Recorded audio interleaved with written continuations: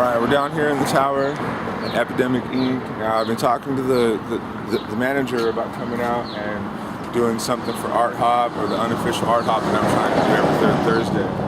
Now, she doesn't know. She's been trying to keep in contact with me about when to come in and do this interview, so I figured fuck that.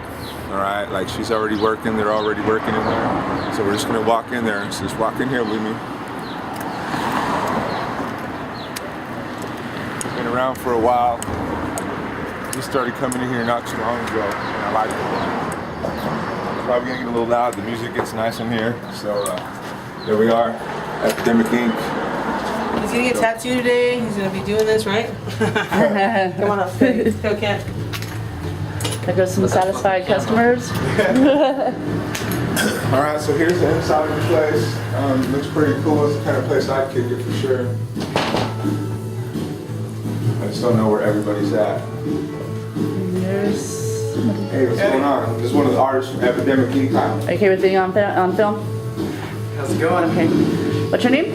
We're already on film. No big deal. It's not broadcasted to YouTube though. My name's Jeremy. Call me Red sometimes. Right on, Red sometimes. So how long have you been a tattoo artist? 13 years. 13 years. And what are the things you would tell somebody who maybe wanted to get into that endeavor, say they're doing street, doing stuff for homies, what would be the best advice you could have gotten and give somebody else? Man, try to get your foot in the door somewhere, you know? Try to get your foot in the door in a shop, start, from the ground up, clean the barrels, pay attention, listen, and hopefully someone will show you the ropes. But it's good to have a good friend that can donate a leg to science, Right on, yeah, okay. All right, so what was the first thing that you learned from transferring your art from paper to ink? What was the hardest obstacle with that? The mechanics of it, the depth of the needle and what inks, pigments and stuff you should be using, stretching the skin, all the variations of skin types. It's not as simple as a flat piece of paper, so you got a lot of variation from one person to the next. Thin skin, thicker skin, black skin, white skin. So that medium, that transfers right there, that's probably going to be your biggest challenge. If you have artistic ability, you have artistic ability. It doesn't matter what the medium is, You just got to learn the mechanics of it and the application.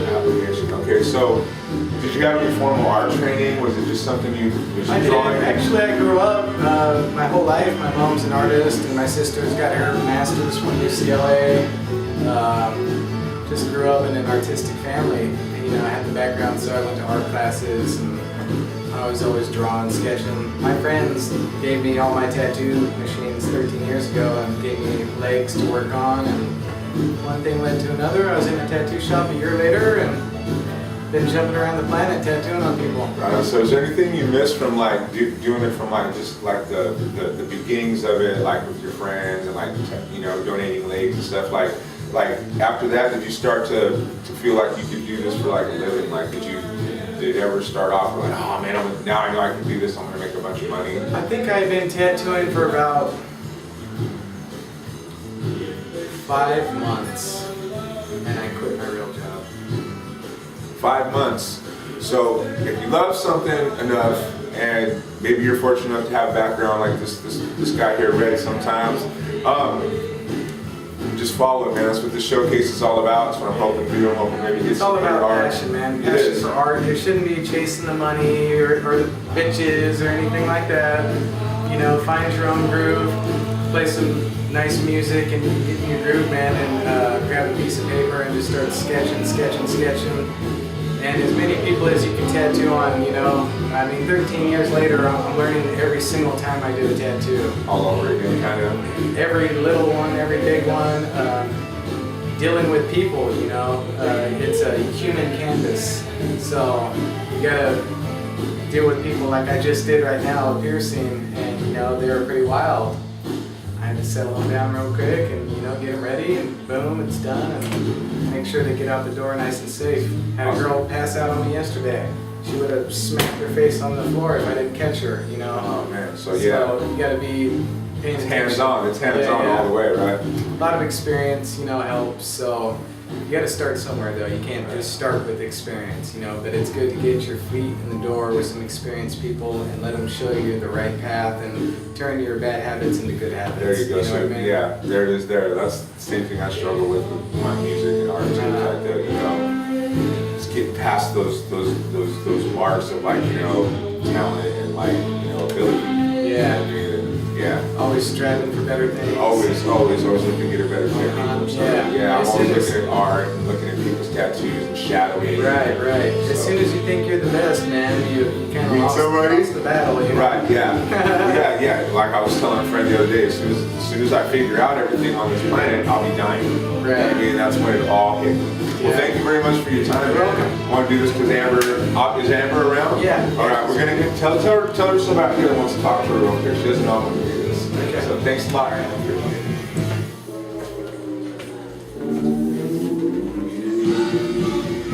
Now, who actually did this piece? Jeremy did. We'll get over here on the camera again. So this is your piece. What did you do for it? Just for the shop?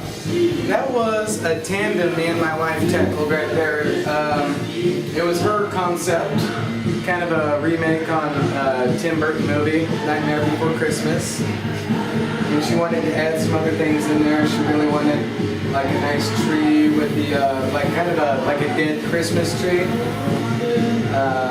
With the metal tinsels, and we got a memorial down here for her brother that passed away. Got some mushrooms in here because we're the mushroom family. Nice. Okay. How long did it take you guys to do that? The project took about 4 months, but actual work time Yeah. probably about 30 hours. Right around there. It's a mixture of airbrush, paint, Sharpie pens. That's what it looks like. Yeah, man. Okay. So just a piece of the length of canvas that you went and Canvas, bought? Yeah. yep. Okay. I had it framed up, but it's been out to New York, and so we had to roll it up. That's awesome. Had to dig So it yeah, the last time we talked, you said you traveled a bit. What was your favorite place that you traveled to do tattoos or Well, art? when I went out to Istanbul, that was a lot of fun. Istanbul was a lot of fun. You know, another country, whole different atmosphere. Yeah, what kind of stuff did they ask to be tatted with? Like, My very first one out there was a big tiger sleeve that came onto the guy's chest with like some background waves and stuff crashing onto it. Yep, that was a good way to kick it off right there. all right, well, that's beautiful, man. That's the first thing I noticed when I walked back here. So Right? It's fucking badass, man. all right, so I guess we're gonna follow Amber all the way back through this hall, and you're gonna point us. We're gonna cruise out this way to- real quick, actually. I have one of Tower's pieces in my office, and yeah, try not to get the office just a disaster, but this one, I don't know if you can get it for the glare, and it's real tattered and old, but that's one of his freehand pictures that he did. This one was done by one of his friends, so yeah, he thinks he's gonna get it back, but that's not what's gonna happen. I'm like, baby, it's already up in the office. It's Right. officially mine now. It's official now. Real shit. So, and then there's one in Mars's room that's like of his name. It's like pencils. It's just beautiful. You know what I mean? Whatever you guys think you want to put up there, you know what I mean? Like if you want to hang something like that, we can figure out how to do that. You know what I mean? We can take that to a nice piece of art. And that one right there is a Tower's left. Tower didn't have one that's over his. Like I said, we're here at Epidemik Ink. Come here, Amber. Come on, honey. All right. So, anyways, like I was saying earlier, I was trying to get a hold of this person to like get some things going with some unofficial art ops done, but since she is always busy and can't even see what my music sounds like, I figured we would just come in today and visit. I'm in here quite a bit, so it's kind of cool. I just wanted to just drop this interview on you. So, what are your hours? Like, what are you open from what time to what time? Noon to 9. Noon till at least 9. Yeah. Sometimes the guys rock out all night, but at least 9. Right on. Okay. So, how long you been managing this place? A little over a year. Over here? Yeah, and I love it. It's like a perfect job ever. I mean, cool ass dudes. every day, a bunch of people make new friends. You know what I mean? It's cool. I dig it. Pierce or tattoo yourself? No. You're just the manager? I just You're run just it, the face? that's it. You're Yeah. just do the register and Yeah. paperwork and stuff like Yeah. that?